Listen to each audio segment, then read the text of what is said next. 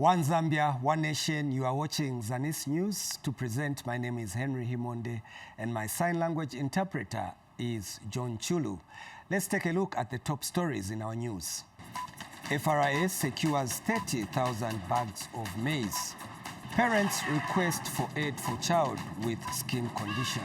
The Food Reserve Agency, FRA, has so far purchased over 30,000 by 50 kilogram bags of white maize from small-scale farmers in Mwansabombwe district.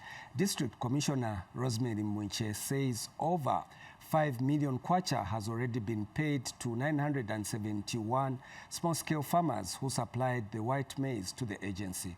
Lewis Changwe now gives us the details. A total of 971 small-scale farmers who supplied white maize to the Food Reserve Agency, FRA, have already been paid by the agency.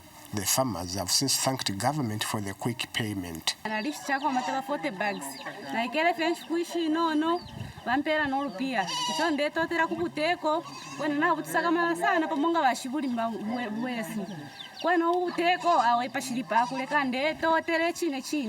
Ichakubalira pondeta shobuteko pamiperere yandalama iyo baletupera uno mwaka yamaneka kupusana kona kuno moko panti uno mwaka nga washitisha taturesende nshite itari mwapoko rupia. And District Commissioner Rosemary Mwiche told Zanis that so far over 5 million kwacha has been paid to the farmers who supplied their commodity to FRA. 971 farmers have already been paid. Even those who are remaining, I'm sure they'll be paid in a very shortest time. I'm just appealing to those farmers who are still keeping maize outside there.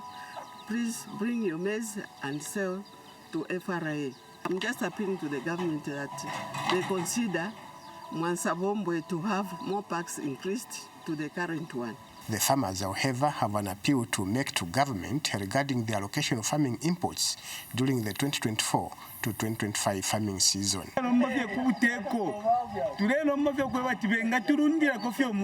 2,000 packs batupera fwe bantu twafula impendo ya mfundo ya chepa. Lewis Changwe, Zanis, Mwansabombwe, Luapula Province. Also in the news, Copperbelt Province Minister Elisha Matambo has expressed satisfaction with the pace at which the contractor working on the Luansha Fisenge Masangano Road on the Lusaka Ndola dual carriageway is moving. Mr. Matambo was briefing a team of engineers from the Ministry of Local Government and Road Development who called on him at his office in Ndola and noted that the upgrade of the township roads in Ndola, Luansha and Kitwe will also spur economic development. More in the following report. Government recently launched the construction works of Lusaka Ndola dual carriageway and the rehabilitation of Luansha Fisenge Masangano Road. Both roadworks are progressing well, a development that has pleased Copperbelt Minister Elisha Matambo. Mr. Matambo expressed satisfaction of the works when engineers from the Ministry of Local Government and Rural Development paid a courtesy call on him. The pace at which they are moving is very impressive. I've reliably been informed that they may finish Luansha Road between October and November. So I'm happy at the pace and the speed at which they are running, including the ones doing Ndola Lusaka. The ministry will this year rehabilitate 42 kilometers of township roads in Luansha, Kitwe, and Ndola, a development that has also pleased Mr. Matambo. Local government ministry, we are grateful that you have gone that far, but we want you to go beyond that. There are some other districts, of course, which should be looked at as well, such as Mufrira, such as Kalulushi, such as Chambesh. They also need a facelift. Chilabombwe is the same. Residents from Kitwe and Luansha are equally happy. Part of the roads that will be worked on in Ndola is Kwacha Road, which will be turned into a dual carriageway, a development that has excited Ndola residents and motorists. Jane Simalumba Zanis on the Copperbelt province. In education news, Mumba district has received a consignment of 400 desks refurbished by the National Science Center that is set to benefit 26 schools in the district. Mumba District Commissioner Namkulo Hayumbu says the refurbished desks will address the shortage in the affected schools. Details in this report by Krugas Yankulu. The distribution of 400 refurbished desks by the National Science Center has begun in Mumba district, benefiting 26 schools. The initiative has pleased Mumba District Commissioner Namkulo Hayumbu. We have a lot of school kids who are now sitting on the floor, but with trickling in of the desks, we are happy that at least we are making a move. And this is coming from Ministry of Education. And we are also expecting some desks from CDF. District Education Standards Officer for General Inspection, Rodia Mashu, has also voiced her support for the development. Free education policy was introduced in our country by our president, our able president, and that saw an enrollment increase, the learners coming back to school, and we've seen furniture shortages in schools. And for this, as a district, we are grateful because today 26 schools will benefit, each of them, and 2 per each zone, which is a milestone, and our children will have where to sit. As this project continues, we know that every child will be catered for. Annie Scott Primary School is one of the 26 schools benefiting from this distribution. Many pupils have come back to school, so we have a challenge of where they're supposed to sit.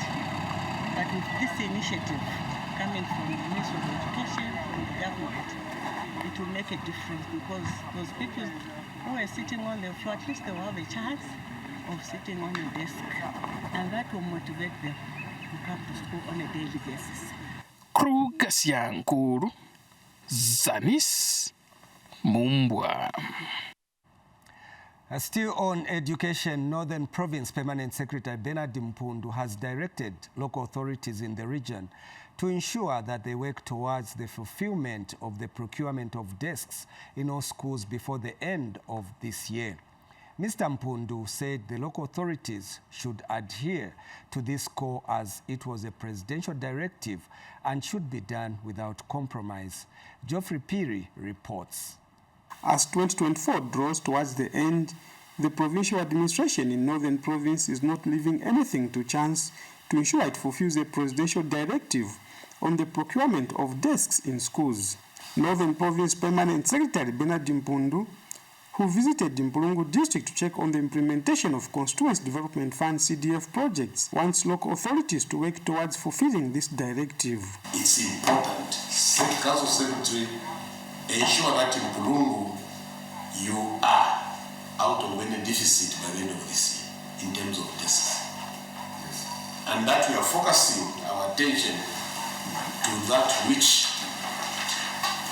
extends from the mouth of His Excellency the President. Decisions by Cabinet. Alfred Nyambose is Northern Province Local Government Officer.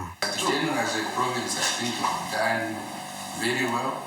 And the more reason why I think every now and then I'm at the CS's neck to ensure that we clear that deficit. We are going to approve the community projects on the condition that the constituents advises how they are going to meet the deficit. Meanwhile, the Permanent Secretary, who is leading the Provincial Joint Monitoring Team on CDF, also checked on the construction of the health post in Mbete and the 1x3 classroom block at Lolesha Community School. We must remember always that under the new Dawn administration, there are 3 benchmarks of procurement. One is price, time, and quality. The contractor working on Mbete Health Post is happy with government for empowering local contractors. I appreciate the policies of the new government for allowing young entrepreneurs to participate in such weights, because we are going to be elevated as also. Geoffrey Piri, reporting for Zanis in Mpulungu District. As we continue with the news, Lusaka Province Minister Shu Muliata has handed over a maternity annex at Chilimba Rural Health Post in Kankumba Ward in Rufunsa District, constructed at a cost of over 700,000 kwacha. Details in the following report. There is dancing and relating at Chilimba Rural Health Post in Kankumba Ward of Rufunsa District, where Lusaka Province Minister Shu Muliata has handed over a maternity annex built under the 2023 Constituency Development Fund CDF at a cost of 783,408 kwacha 98 ngwe.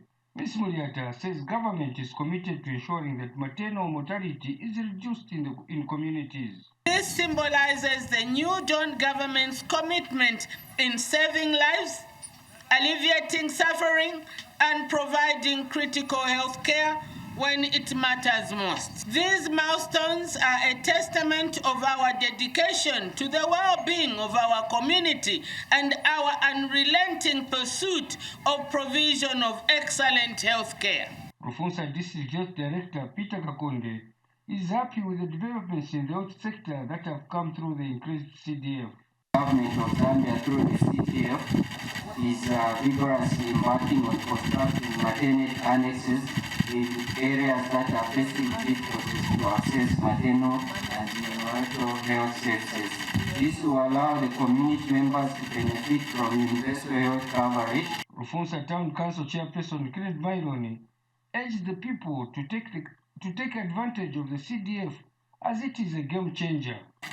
But as new Dawn government, Uliberia Yameleza Salira across the nation, Uliberia Yameleza Salira across Rufunsa District, all my concerns, my problems will deliver development to all corners of Rufunsa District.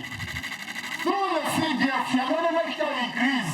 CDF is a game changer. Area Councillor Tapera Mbewe and the community have thanked government for the timely construction of the maternity annex. A great thank you to government because they listened to the cry of the women. The women spoke and government listened to us. This is to show that that decentralization is taking place right here in our ward. This is to show that there is no partisan politics in this government. Reporting for Zanis in Rufunsa District of Lusaka Province, I am Msekiwa Ntembe.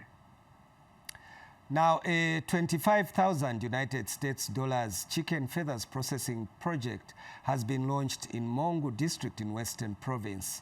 Ikachana Sindala now gives us the details. Chicken feathers are generally considered to be waste, yet they are a valuable resource that can be processed into essential products.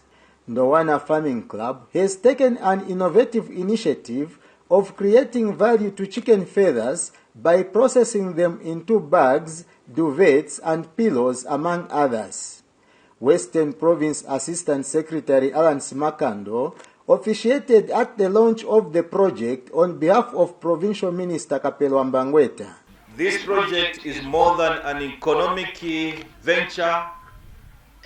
It is a beacon of hope, resilience, and progress in our province.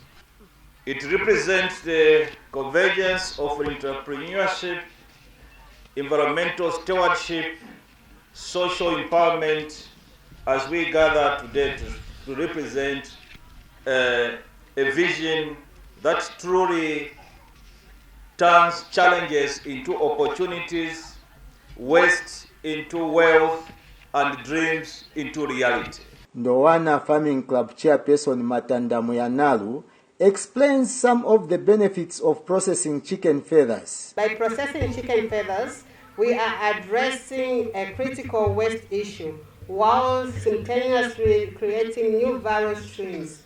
Our approach is not only about reducing waste, but also about producing high-quality, eco-friendly products that can contribute to various industries, from textiles to agriculture. United Nations Development Program, UNDP, Global Environmental Facility Small Grants Program National Coordinator Marisa Mshota Kalima gives a brief on the small grants. So the main role of UNDP small grants program is to assist community-based organizations like yours, like in the Ndowana Farming Club, NGOs, civil society organizations that want to address an environmental challenge, at the same time improve the livelihood of the community members.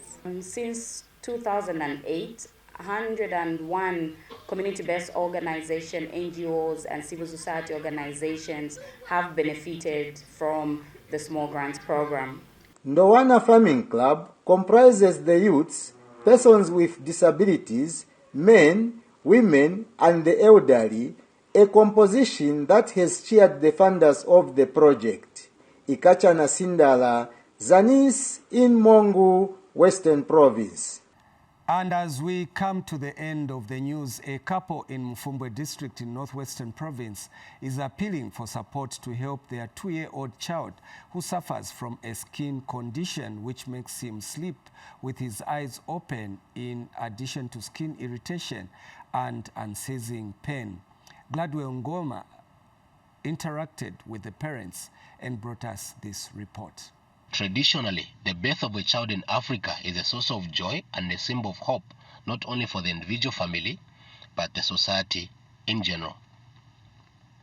Unfortunately, the opposite seems to be true for 2-year-old Mapesho Mumbole in Mfumbwe district, as he has suffered unceasing discrimination since the first day came into this world due to a strange skin condition he was born with. People have been laughing at the child, saying, "Look at how ugly his eyes and skin are." As a result, it is only my husband and I who have been taking care of the boy. Even if I go to fetch water, it is only my husband who would remain with him. We have even stopped going to church because of the same. Apart from the visible continuous peeling of skin and the pain thereof, a close look into the boy's reality reveals that his fingers and toes are not only losing shape, but also appear to be stunted in relation to the growth of his hands and the legs. And as if that is not enough, young Mapesho has never had a day to sleep with his eyes closed all his life. He never closes his eyes, even when he is fast asleep. His eyes are always open such that even flies would come and sit on them. A lot of times in the night, he would cry that I scratch him all over his body till morning. If there could be some well-wishers who would come on board to help us, or even those who know the right medicine to help us heal the boy, I and my wife will be able to provide for our family out of our hard work, just like we did in the past. Reporting for Zanis in Mfumbwe district, I'm Gladwell Ngoma. Well, we only hope that Mapesho's family will find the help that they require. To end the news, let's take another look at the top stories. FRA secures 30,000 bags of maize in Mwasangombwe district, and parents request aid for child with rare skin condition in Mfumbwe district. Thank you so much for watching the news on behalf of the entire news production crew, as well as my sign language interpreter, John Chulu. It's goodbye until next time.